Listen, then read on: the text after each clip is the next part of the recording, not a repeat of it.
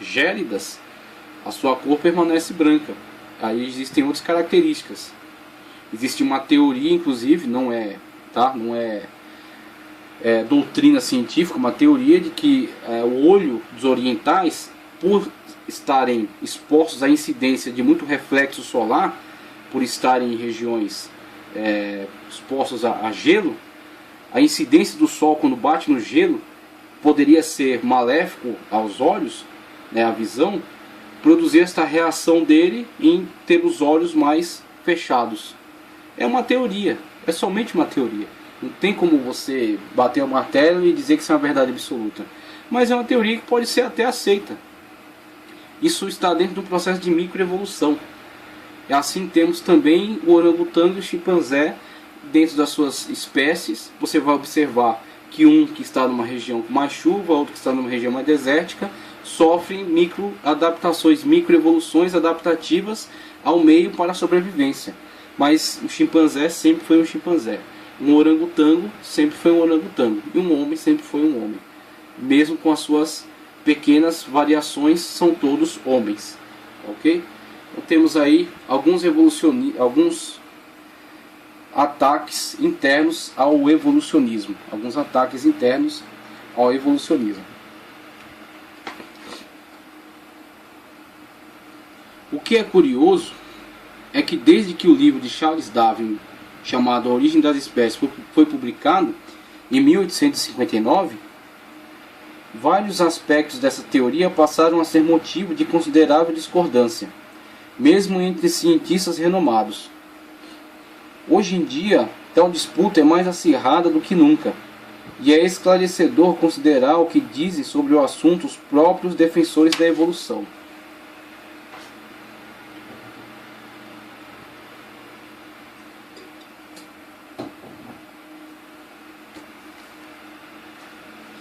A revista científica Discovery pôs a situação no seguinte pé: a evolução não está sob ataque apenas de cristãos fundamentalistas, mas também é questionada por cientistas de grande reputação. Entre os paleontólogos, cientistas que estudam os fósseis, há crescente discordância. Francis Hitchens, evolucionista e autor do livro The Neck of the Giraffe, O Pescoço da Girafa, declarou: o darwinismo, a despeito de toda a aceitação que goza no mundo científico, como o grande princípio unificador da biologia, depois de 1 século e 1/4, acha-se envolto num surpreendente montão de dificuldades. Então, primeiramente, eu vou apresentar aqui essa lista. E a gente vai também ver este questionador aqui, este é o Sr. Hitchens, tá certo? E vai ver aqui o livro dele e a foto do Sr. Hitchens. Mas primeiro vamos ver aqui esta lista. Francis Hitchens, uma dissensão científica do darwinismo, tá certo? Então temos aqui essa grande lista aqui, os cientistas dissidentes. Uma dissensão científica do darwinismo. Nós somos céticos das afirmações da capacidade da mutação aleatória. Veja, mutação aleatória, tá ok? Mutação aleatória e da seleção natural. Então, essa mutação aleatória não é tão aleatória assim conforme Darwin. Porque vemos que quando ele aplica essa questão da mutação, essa mutação pode ser verificada. Essa mutação, ela é apresentada, ela é defendida para o espécime humano, que saiu desde Australopithecus até Homo sapiens sapiens. Mas essa mesma mutação não foi observada em outras espécies aparentadas do homem, conforme esses cientistas, essas teorias. Então vemos que essa mutação não foi tão aleatória assim. Ela foi direcionada a um determinado ser. Pelo menos eles querem vê-la nesse ser. Eles querem acreditar que ela tenha se desenvolvido nesse ser. Mas ela não vale em relação a outros seres. E quando eles falam acerca dessa mutação aleatória, eles principalmente tentam nos levar à conclusão de que uma espécie de animal pode produzir outra espécie, de que de uma espécie de animal pode surgir um animal de outra espécie diversa, porque eles querem fazer todos os seres se originarem no protoplasma, tá certo? Se originarem no primeiro ser unicelular, no primeiro ser unicelular que surgiu no mundo primitivo. Então eles querem fazer todos os seres se originarem deste ser unicelular. Por isso eles defendem essa mutação aleatória e a seleção natural. Então a seleção natural, se você for apenas logicamente analisar a questão da seleção natural, espécies adaptadas que extinguem outras, não existe grande problema nisso. De fato, uma espécie mais adaptada ao meio, por ter mais acesso à alimentação e por estar mais apta a defender defender os seus descendentes, né, ser a espécie dominante da região, né, tanto com relação a formas de se alimentar, quanto a defender os seus filhotes, né, defender os seus descendentes, acaba que por extinguir uma outra espécie que não tenha se adaptado melhor, não tenha se adaptado de uma forma tão satisfatória àquele meio, e por isso seja privada de alimentação, seja privada de se reproduzir, tá certo? Não consiga defender sua prole, e assim acaba por extinguir-se. Então, com relação à seleção natural, a lógica pode justificá-la. Essa espécie melhor adaptada extingue a outra. Mas em que momento a seleção natural consegue justificar a evolução das espécies? Em que momento este ser desta espécie transmite características aos seus descendentes que o tornam um ser diferente do que ele era? De que forma o código genético sofreu adaptações de forma que transmita ao seu descendente características que ele não tinha, que não estavam presentes nele? Quem modificou esse DNA?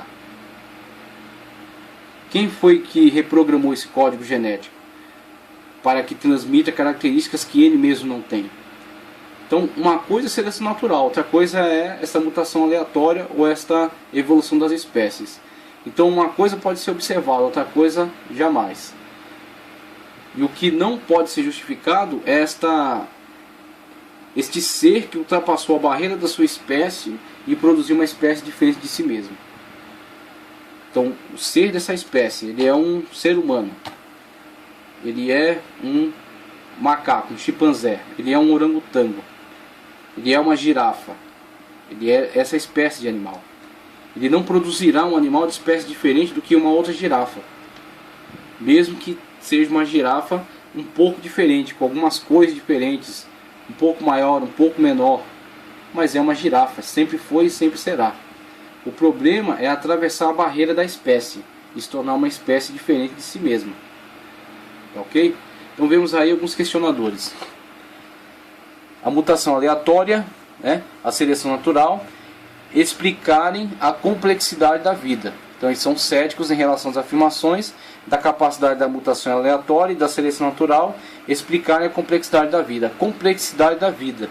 Ou seja, o ecossistema no qual vivemos é habitado por espécies extremamente diferentes. Seres extremamente diferentes, seres diferenciados. Como esses seres com características tão diferentes, o que uma borboleta tem a ver com um crocodilo? Tá certo? E como esses dois seres se originaram de um único ser unicelular? É possível você chegar a essa conclusão? Que evolução das espécies é essa que produziu seres tão diferentes? Vemos que essa teoria não se comprova. Pela observação, pela lógica, pela matemática, ela não se sustenta. Por isso que existem questionadores. O mecanismo da seleção natural, de fato, podemos observá-lo, mas o da evolução das espécies não podemos. Principalmente quando eles querem nos fazer entender que uma espécie se transforma em uma espécie totalmente diferente dela. Certo? Então é aí onde existe uma grande barreira. Um exame cuidadoso da evidência a favor da teoria darwinista deve ser encorajado, ou seja, deve ser escrutinado, pesquisado, né? Questionado.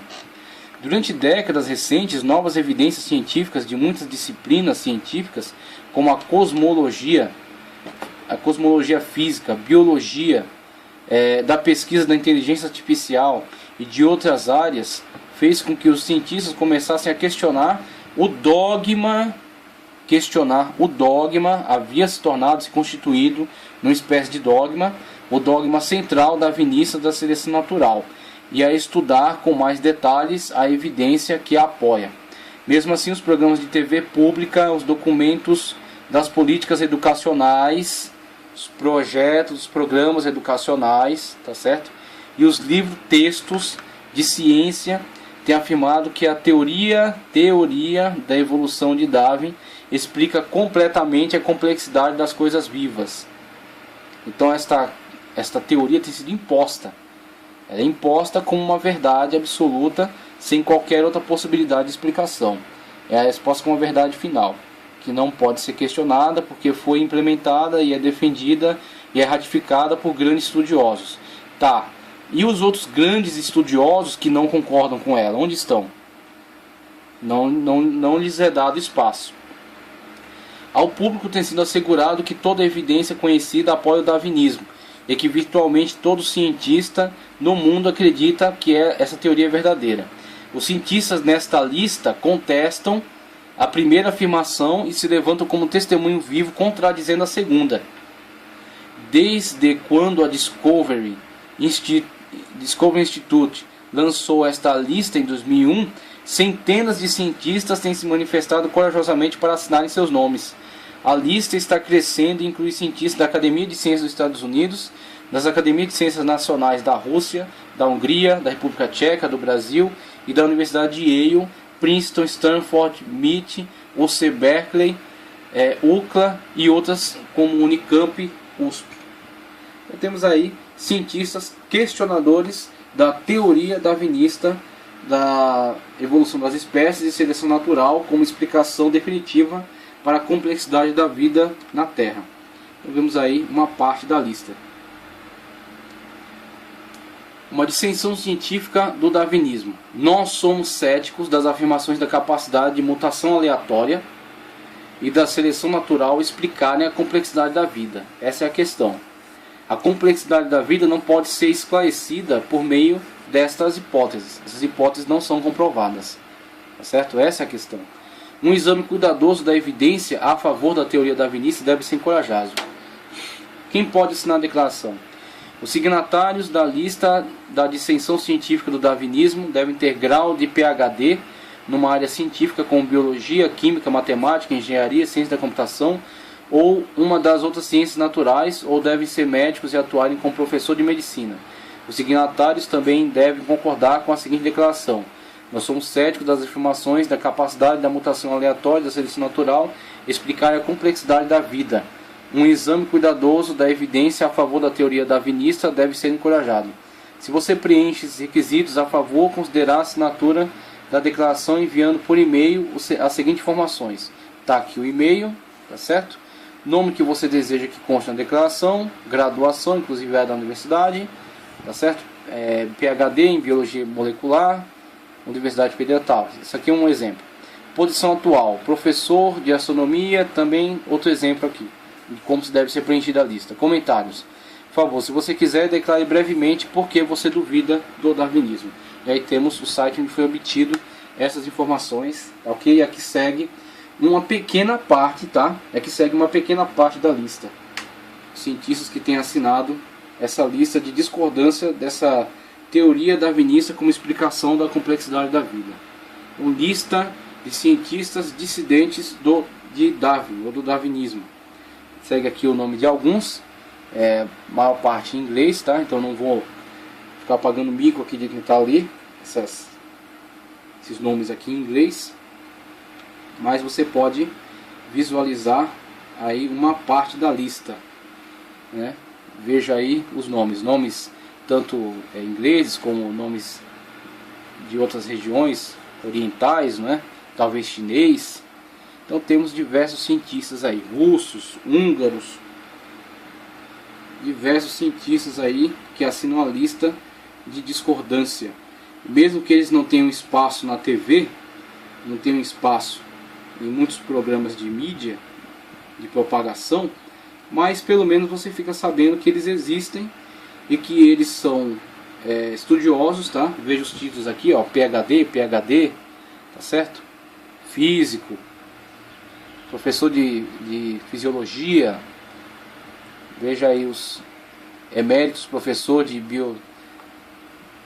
biociência, veja só, são gabaritados, eles sabem do que estão falando e eles não concordam com Darwin, ok? Então isso é para que você saiba que a teoria darwiniana da evolução das espécies, da seleção natural, não é uma unanimidade.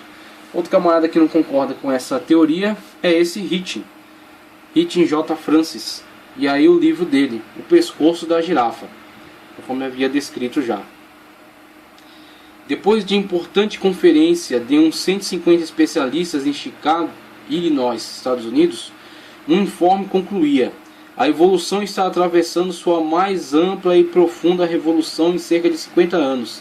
Exatamente como a evolução ocorreu é hoje em dia uma questão de grande controvérsia entre os biólogos. Não havia em vista nenhuma solução definida para as controvérsias. O paleontólogo Niles Eldredge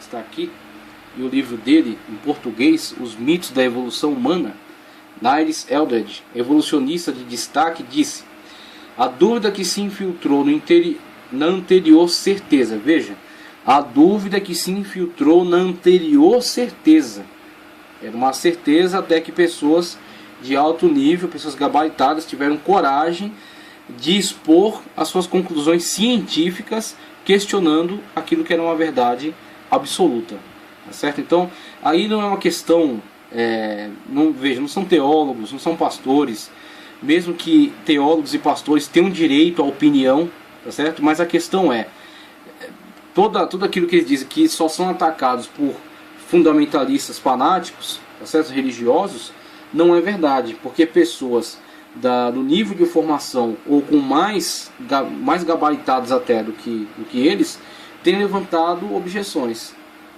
têm se colocado contra essa tese, contra essa teoria. Então logo os ataques não vêm só de fora, os ataques vêm de dentro. Então temos aí o paleontólogo Niles Eldredge, evolucionista de destaque, disse: a dúvida que se infiltrou na anterior certeza presunçosa e confiante na biologia evolucionista nos últimos 20 anos tem atiçado paixões. Mencionou a falta de total acordo, mesmo no âmbito dos campos opostos, e acrescentou: as coisas estão realmente tumultuadas nesses dias. Às vezes parece que há tantas variações de cada tema evolucionista quanto o número de biólogos singulares. Então veja, na mesma quantidade de que surgem biólogos singulares, pessoas de alto nível de conhecimento, de capacidade, é a mesma quantidade de questionamentos que surgem em relação a essa teoria. Com isso não temos de forma alguma, de modo algum, temos uma certeza e temos uma definição nisso aí. Por isso, diante dessa indefinição, diante dessa incerteza, é impossível, ou pelo menos seria completamente incorreto, impor essa tese como uma verdade final, como uma verdade absoluta. Logo não há nenhum problema em uma instituição, uma escola, um professor sério, um professor comprometido com a verdade, colocar o darwinismo como teoria, como de fato é a teoria de Charles Robert Darwin. Ele levantou, a partir esse apanhado de dados que fez ao longo de 5 anos nessa viagem com a Beagle, especulou sobre esses dados e levantou essa teoria. É a teoria de Darwin. E ao lado de Darwin, tá certo? Aquilo que a ciência pode chamar de teoria, mesmo que para mim e para você seja elemento de fé, tá certo? Transmitido a nós pela tradição, tá certo? E revelado pelo Espírito de Deus acerca da criação. Olha, o cristianismo diz que Deus criou o homem. Deus criou todas as coisas. E Darwin diz que o homem evoluiu. Então temos aí duas possibilidades, duas teorias. Pelo menos para a ciência é uma teoria. Para nós é verdade, né? Os cientistas evolucionistas estão divididos entre si. Nem eles mesmos têm certeza de suas afirmações. Então temos aí, finalizando, com Niles Eldredge.